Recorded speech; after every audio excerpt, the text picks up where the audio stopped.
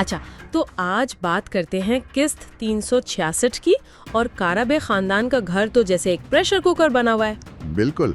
रमज़ान का महीना है, बज़ाहिर सुकून है, लेकिन अंदर ही अंदर एक तूफान चल रहा है। हाँ, और इस तूफान का मरकज है दो भाई, बारान और फिराद। उनकी एक लड़ाई ने पूरे खानदान को हिला कर रख दिया है। और आज हम यही समझने की कोशिश करेंगे कि ये जो कुछ भी हो रहा है इसके पीछे की असल कहानी क्या है। ये सिर्फ एक लड़ाई नहीं है। नहीं, बिल्कुल नहीं। ये इंसाफ, माफ़ी और रिश्तों की एक जंग है। सवाल ये है कि जब सच इतना खतरनाक हो कि वो सब कुछ जला दे, तो क्या उसे सामने लाना चाहिए?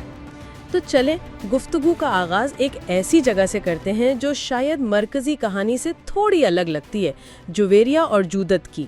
हाँ, वो यास्मीन के बारे में बात कर रहे हैं। जुवेरिया को लग रहा है कि यास्मीन हारून को पसंद करती है और वो उनकी मदद करना चाहती है। बड़ी एक मासूम सी बात है। हाँ, लेकिन जूदत फौरन मना कर देता है। वो कहता है हमें इन चक्रों में नहीं पड़ना। उसने यास्मीन को जर्मनी वापस जाने की बात करते भी सुना है। और ये छोटी सी बात मतलब ये दिखाती है कि जब घर में इतना बड़ा बहरान हो तो बाकी लोग कैसे कैसे आंखें बंद कर लेते हैं। सही, या शायद वो छोटे मसलों में पनाह ढूंढते हैं। लेकिन यहाँ बारान की नफ्सियात बहुत दिलचस्प है।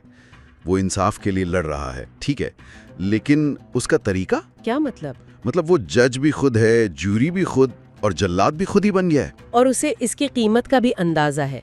उसे डर है कि जब जहान को सच पता चलेगा तो वो उसे माफ कर पाएगा या नहीं।